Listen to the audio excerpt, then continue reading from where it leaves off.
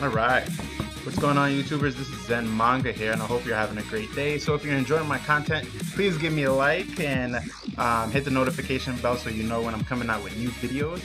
And don't forget to definitely comment so that we could jam out and talk about these topics. So I'm going to bring down the music a little bit so that we could get started with our new segment. We have a couple of things to go over, but I believe that, we'll be able to get through them. First one, we're going to start off with some reviews, some anime reviews. It's been a long time since I've done some anime reviews, and the first one is going to be with Fire Force. So if you're not watching Fire Force, let me tell you, it's a really great anime about just basically firefighters, right? They're firefighters, and one of the main characters' name is Shinra. So basically, in this episode 3 is really mainly about getting to know more information about Shinra and basically his involvement with some of the past issues that happened with his mom and his brother upon him being younger. So, spoiler alert if you haven't watched basically the entirety of the show, but they passed away, and it was believed that he had a lot to do with it. Now, the thing about it is, um, it's more than that, right? So, for Shinra, in this episode is really just about the rookie fire game. So basically it's just a competition for them to just basically get into the routine of rescue. And as one of the generations of Fire Force members, he has the ability to have some form of pyrokinesis. Now, his form of pyrokinesis comes in the form of being able to shoot flames from his feet. Now, I know some of you are like, okay, he could shoot flames from his feet, but he could propel himself. He could basically fly. He could do so many different tactics with it. But within this episode, he is found with a mysterious person, and the mysterious person is unknown, but it comes from another organization. I believe it's Joker's, right? And he mentioned something about his mother and his past, so he's actually given him questions about it. So it comes to the conclusion that there's a lot that Shinra doesn't know about, but there's also more that needs to be told, so to speak. So throughout this episode, we are gifted with a lot of laughs, a lot of good times, but also a lot of serious events. The choreography and the animation in this anime is beautiful. Let me tell you, you need to watch it for yourself in order to know how certain elements and just certain animations and how they are manipulated through the realm of like a martial art or just basically footwork when it comes to Shinra himself. So it's really great. Go check it out. I definitely want to give this episode a 4 out of 5. And the only reason why I'm not giving it a 4 out of 5 is I don't like to give anime perfect episodes until they have some kind of emotional response. I have an emotional response rather, so I'm gonna give it a 4 out of 5.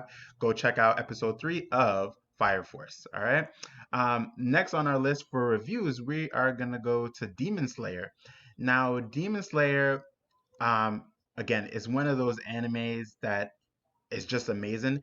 And let me just bring up a quick picture of kind of like the main character for this episode, right? So this is um, Zenitsu, right? So Zenitsu, he's basically one of those quirky characters who don't really put in the, I guess, is scared all the time, right? For him, he's scared all the time. He's very comedic. Let me tell you, it is funny when he's scared. So in this episode, it's him. There's the main characters in there, but I'm only going to talk about Zenitsu, and he has to go against one of the members of the Spider Clan, and he's poisoned, and he gets so afraid and scared and everything. This picture does not show him in the scared form, but one of the props for this character is that when he is unconscious or falls asleep, he is goes into his true self, right? And his true self is basically who he dreams to be, which is a very strong person who has mastered a technique, but also someone who can save people nonetheless. So in this episode, we are given some past information with his master, who he calls Gramps, because he cares a lot about him, and because of that, he recalls a lot of information that gives this character a lot of depth now, right? We're given information about him and his relationship to Gramps, which is his master, and also his master a little bit too, that he's one of the highest ranking members. He was one of the highest ranking members of the Demon Slayer Corps, right? So it's a really cool episode, fun to see. Um, it's it's rare when an anime can make me laugh and then get really serious at the same time, right? And make me have some kind of immediate feel for the character of wanting to be the best, but not feeling like you're um, living up to that expectation of what you envision yourself to be, right? So a really cool episode. And let me just show you another quick picture of it, but I'm not going to show too much because I want you to be able to watch it. So this is him in his unconscious state, utilizing one of the techniques that he had learned from his master. Um, and he's only really practiced one technique, but he's practiced it so much that in the state of mind he's able to execute it in a way that makes sense as one of the strongest demon slayers that I would say as or will be very soon. So great episode. I'm gonna give this one a 4 out of 5 as well. um, it was close to making me get to a 5 out of 5, but I wasn't there on that emotional scale yet. But in terms of presentation, artwork, and manipulation of choreography and interaction between characters is just really well done. So go out and watch Demon Slayer episode number 17. Next on our list, in terms, let's go back to our rundown, right? Just in case you're coming in a later time, we're going to go to some collectibles. So if you're into collectibles, in about 2020, Marvel Selects is coming out with some awesome new figures. And this is Strong Guy from Marvel Comics or the Marvel Universe. So this is a really just cool figure in terms of like the mesomorphic type of like upper body and then lower body, which is exactly what Strong Guy is. That's his characteristics, and I think that this figure is really looks well articulated, and not well articulated. I'm sorry, but it looks really well done. So if you have like a Hulk, an Abomination, a Red Hulk, this seems like a character that you could put alongside of your collectibles. All right. So just in terms of presentation, I'm going to give that one a 5 out of 5. Nothing, and the reason why I pause on articulation because I don't have the figure to know how it articulates, but it's Strong Guy, so I don't think he's gonna articulate too much. But anyway, um, yeah, so go out and check that out for sure if you're into any of the selects and what's coming out. So now we're on our segment where I am gonna do some recommendations. I do have quite a few recommendations today. First recommendation comes in the form of bringing up the picture Archie versus Predator. Now, here's the thing, everyone. This is number two. I didn't get number one, but I picked up number two, and I did not think that I would enjoy it, right? And quickly, I'm just gonna say that it's one of those things where you pick up something not expecting, but still being open-minded enough to like check it out. And the inclusion of Predator in this comic book is what led me to kind of have a different perspective on the Archie comics. And maybe wanting to check out more of the comic books, right? And maybe it was just because of the inclusion of a guest crossover character. But that was enough for me to enjoy it and just to feel like, wow, this is not something that I see to be one of the best comic books that I've ever read, but it was enjoyable for the time. So go ahead and check that out. I'm not going to rate the book, but I want you to go out and experience it for yourself. Next on our list, in terms of recommendations, we do have, I'm just bringing it up here. Um, we have Aliens Rescue. So some of you know that I'm a big fan of I'm a big fan of the Aliens comic book, and I was really I'm super I, I don't know what to say. I'm really excited for these line of comic books because I read my first Aliens comic book was Dust to Dust, and that was amazing. I love the artwork. Now, this artwork is very different from Dust to Dust, but at the same time, it kind of gives you the just more in terms of the line of mythos and understanding between what's happening in the aliens universe, right? Dust to Dust for me was easy for me to get into, and the reason being is because it didn't really talk about like the mainline story characters that you see in the movies, but just about like regular folks who are going through their trials and tribulations when it comes to the aliens. So, with that being said, it's still good. I still enjoyed Dust to Dust, that series a lot more. The art presentation in this is kind of like, no, but it's not bad. But check it out for yourself. Let me know what you think. So now let's go on to our manga, our manga-based suggestions for the week. For me, this is kind of a wonky looking picture, but it's okay that it's wonky because it gives great representation into what it is. So the name of this is called Aka Ihan, and Aka Ihan is basically it's a horror manga, right? So if you're into horror manga, this is one to start with because it gives you an anthology of different stories within a manga to be able to immerse yourself into something that's, for lack of better words, is just like it's scary. So if you're reading this in the dark and or if you just love horrors, even though they're not making you very fearful, but you just like to know what would happen to that character in these scenarios, in these short stories, then go ahead and check out Aka Ihan. It's really it's stellar, right? Um, yeah, so check that out for sure. Okay, going back to our regular picture. Um, in terms of one more, I've skipped over this one because I wanted to lead into kind of like these Marvel-esque type of conversations that I'm about to have. So if you're, it's hard to say because if you're a first-time Marvel person and you want to get to know the history of Marvel Comics, this gives you quite a bit of knowledge into the history of the Marvel universe, without making you feel like, whoa, this is kind of like a dictionary, right? So at the beginning of this book, real quick, you see Galactus talking to Franklin Richards, and this is basically at the end of time. And Franklin Richards is basically saying to Galactus, before we go on, leave this plane of existence to then get, for lack of better words, reformatted into a new galaxy, a new universe, whatever that means, because I'm now questioning what that all means in terms of um, everything, right? But anyway,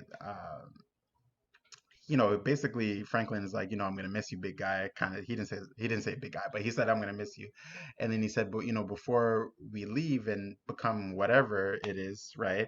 Um, the next layer of existence, can you tell me everything there is to know about everything, right? And in this sense, we're talking about the Marvel universe, and Galactus kind of goes through and explains the Marvel universe. So it's a really, like, if you're growing up and you have heard of these things, the First Firmament, the Skrulls, the Eternals, everything like that.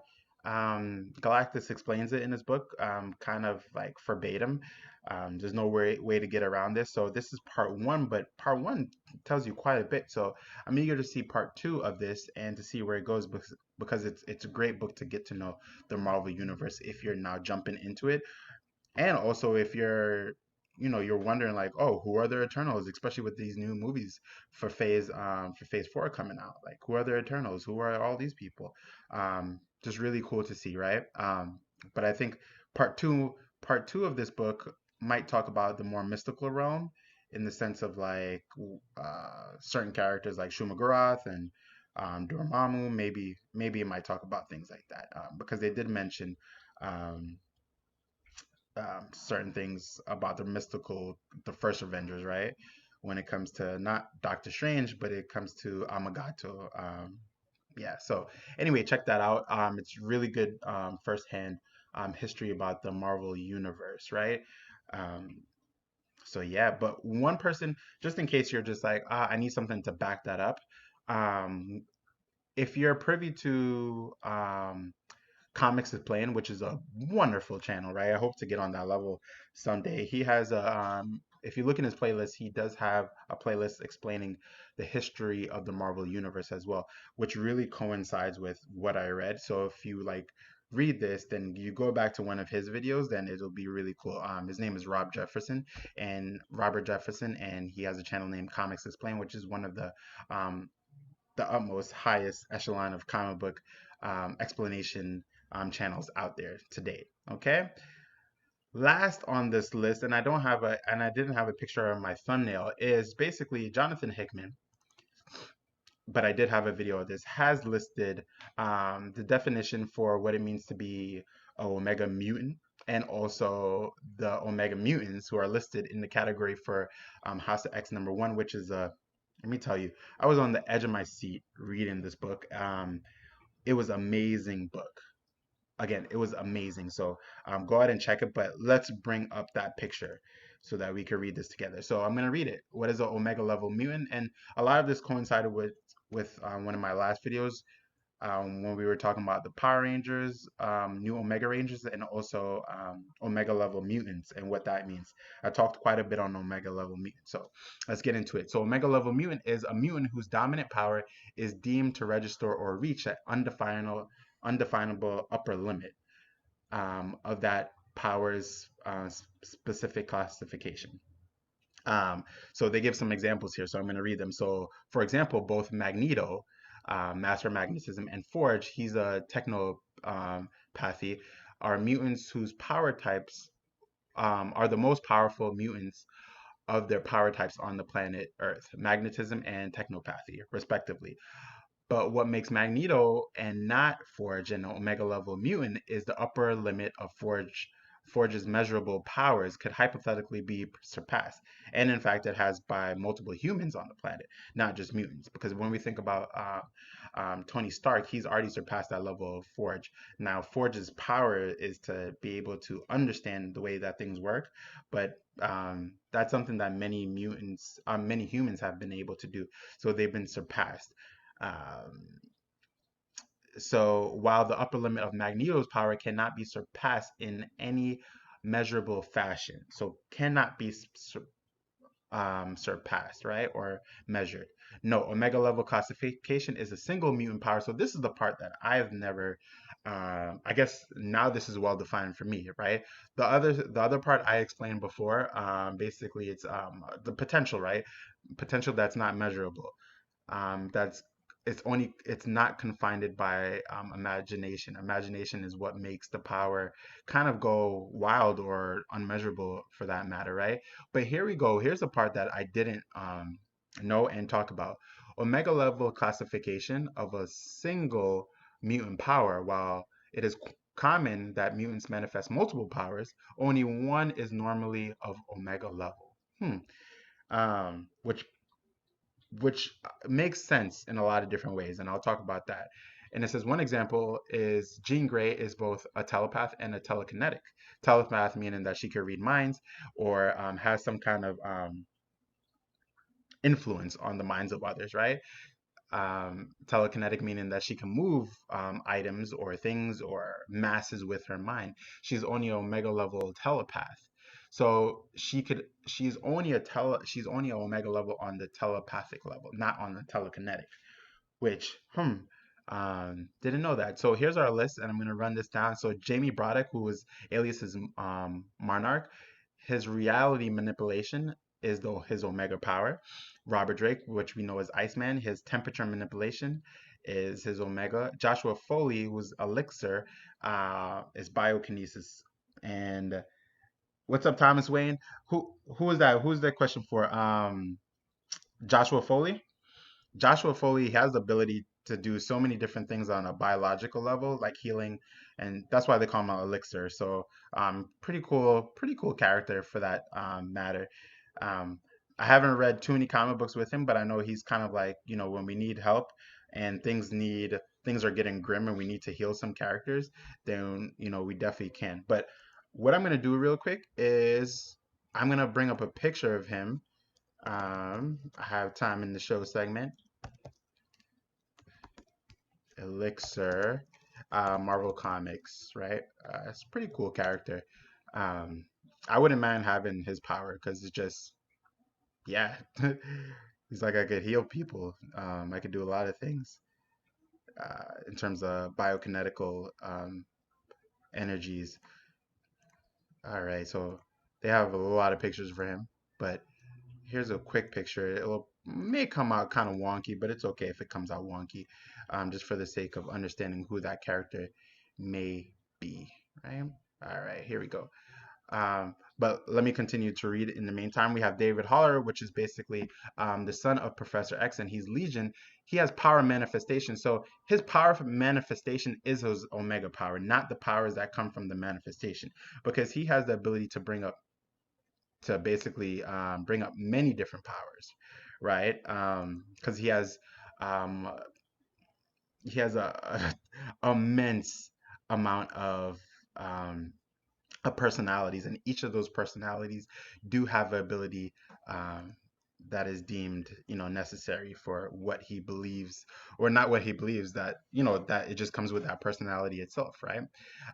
Then we have Eric Lyncher, which is Magneto, Kevin Maggart, which is Proteus, Abelisan, Marcarter. Marcard. I don't know who Mr. M is. I feel like I do, but I don't remember. Two other guys think they are me. I mean, you should.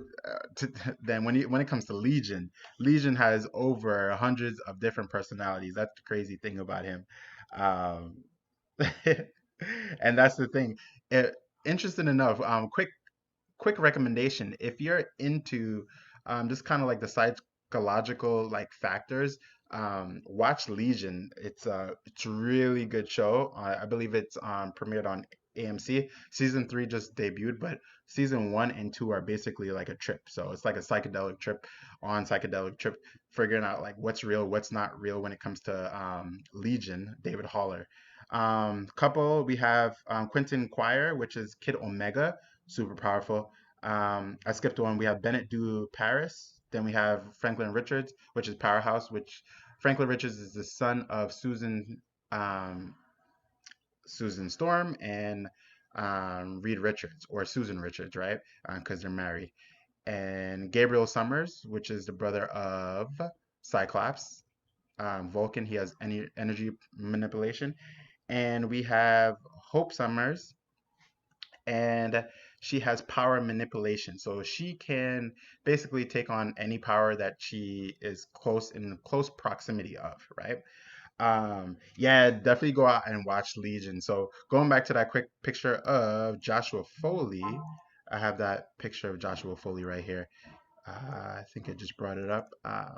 Yeah, so it's kind of a wonky picture, but basically, he has the ability to uh, just do many things in that sense of biokinesis, being able to um, heal. And I believe, hold on, let me just, before I end the show today, I just want to make sure that I'm clarifying Elixir's ability. Joshua Foley's alias is Elixir.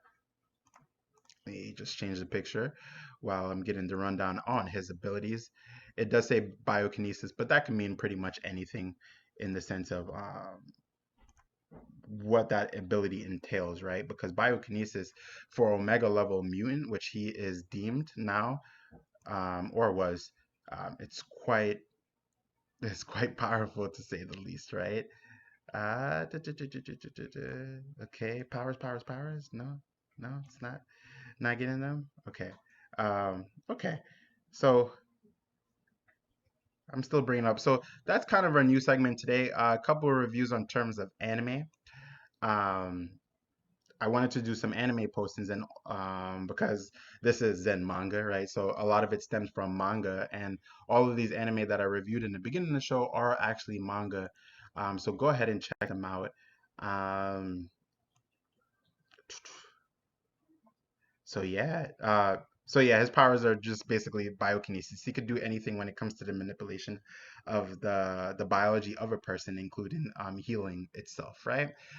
So if you're enjoying my videos or enjoying the news segment, please give me a like, hit the notification bell so you know when I'm making new videos. And before I leave this, I'm gonna do a recommendation for another channel who is about to give me a shout out in about 1 minute. So it's Just a Rican. Check out Just a Rican's channel. Just a Rican and his comic books. A phenomenal person who brings the community together, and he will be hosting my channel as one of those channels to get shout out. So I appreciate him. Special shout out to Thomas Wayne, because Thomas Wayne is always just supporting my channel and support his channel as well. And same thing goes for Steven, who's he's just my friend, and he always supported my videos. So anyway, this is Zen Manga. Hope you're enjoying your day. Hope you're being good and awesome to your family members and friends and anyone who you meet, even if they're not giving you a reciprocal amount of energy. Overwhelm them with just good and positive energy. This is Zen Manga saying, take care, peace, be good. Random